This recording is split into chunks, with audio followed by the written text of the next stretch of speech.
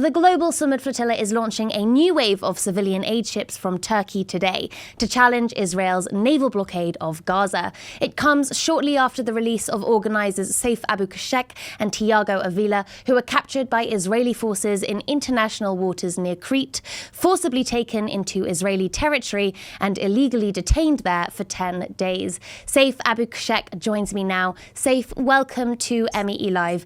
You must be so relieved to be back with your wife and kids. What can you tell us about what you experienced and what you witnessed inside Israeli detention? Thank you, Mathilda. Thank you for having me. I have tried to keep the focus on what's happening inside the Israeli prisons toward Palestinian prisoners. You know, we're illegally kidnapped 700 nautical miles away from the shores of Gaza. One start to question where the blockade starts, really, and obviously it's arriving to the shores of Europe, as we have seen.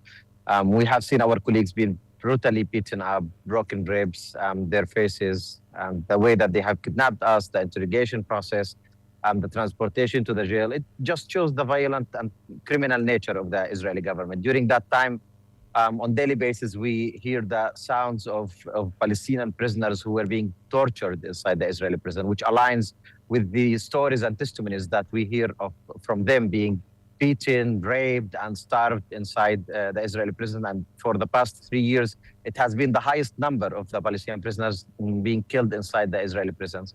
So today, as you know, I'm in Marmaris with our colleagues who just departed half an hour ago in our last leg toward Gaza. Hopefully, they will arrive to the shores of Gaza safe, and we will be able to break this illegal siege on Gaza. When you and Thiago were separated from your fellow passengers, they did testify to hearing sounds that indicated torture being used against you. And I know that when you were in detention, the Global Sumud Flotilla was particularly worried about your safety as a Palestinian, with Israel recently ratifying laws that target Palestinians for capital punishment. Were you aware of your particular vulnerability, and how did that play into your experience and what you saw happening to other Palestinians inside Israeli prisons? Yes, definitely. The treatment was violent at the ship. I had to be given oxygen treatment due to short of breath after their illegal actions and torture against us. Yes, I know that I am Palestinian. I know that in Israel, Palestinians don't have rights. They are not treated as humans. And of course, as you know, since last year, they have been launching a defamation campaign against me. So I know that they would be targeting me. One of the reasons that I haven't been sailing all the way is not to put anyone in danger because of their target campaign. But you know, when you are in that situation, after I was taken into isolation, I could hear the voices of my colleagues protesting the kidnap.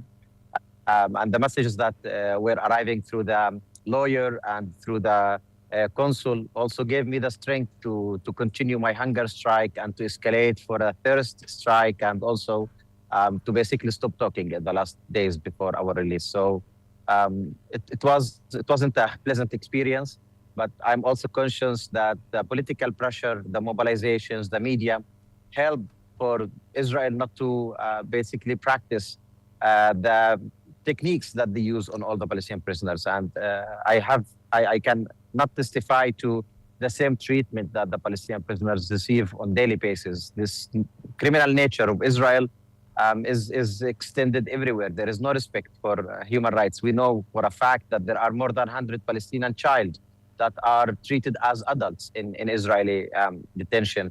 Many women, men, they all come out with the prison with terrifying testimonies for the experience they have, and I would like their voices to be heard.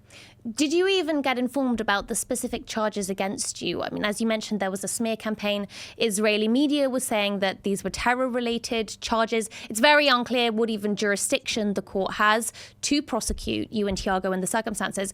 Were you given formal and specific charges that you were being tried with? So we were not charged. We were accused, and we were not taken into court for charges. We were taken into court to extend the investigation. That was our situation. So as you say, they did accuse us of being part of terror organization.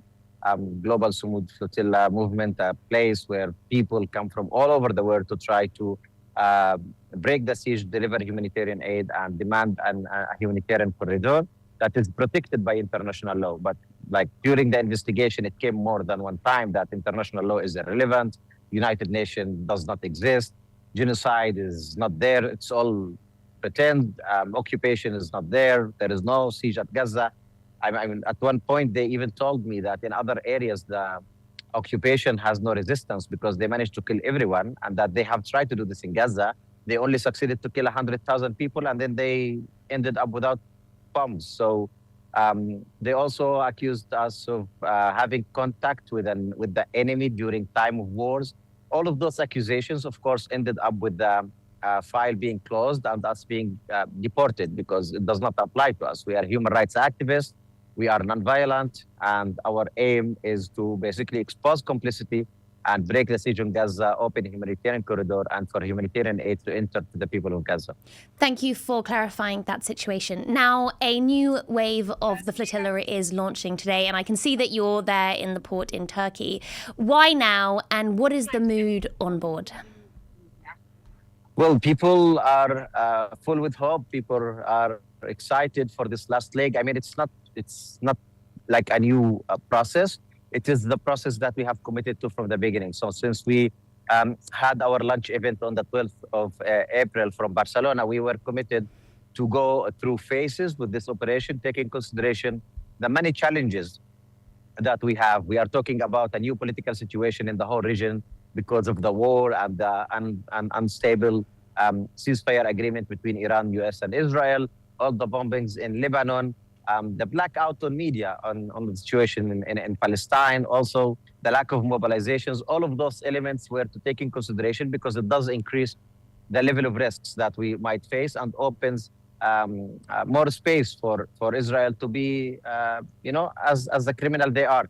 So we stopped in Italy, we had a stop in Greece, and then this stop in Marmaris, all as part of the same mission. And what the boats that were not intercepted, together with the boats that were ready in Greece and the boats that came from Barcelona, Italy, and the ones that left from here, from Turkey, continued this last leg of the mission toward Gaza. Now, I saw even Family Boat was going to be joining that latest flotilla. Now, Israel raided the last flotilla 600 miles away from Israel. They did so with apparent impunity. International, as you said, they have extended their naval blockade to unpredictable reaches. Has this changed the approach for the flotilla leaving Turkey today? Well, they tried to intercept. They didn't manage to intercept all the boats. That's why many of our boats, more than half of the boats that were sailing from Italy, did arrive to Greece. And then they continued with the Greek boats toward Turkey. And then now all the boats who came from Barcelona, Italy, Greece, and Turkey sailed together, including the family, as you say, as you just mentioned, which we have converted it into the doctor's boat. So the family is carrying the spirit of the last flotilla and with the most dignified profession with having the doctors sailing within this mission. Of course, we have looked into the route. We have looked into the different strategies that we can implement at sea to make sure that we have different options if we are faced with an interception. We are conscious that risks are still there. We are conscious that Israel is a brutal government with a huge army, with lots of technology, as they have did before, by cutting all types of communication. So we also understand our capacity as a civilian fleet, but we are determined to continue trying to break the siege and hoping that at one point governments will have the courage to stop impunity and to stop their own complicity with Israel. Saif Abu Keshek, thank you so much for your time.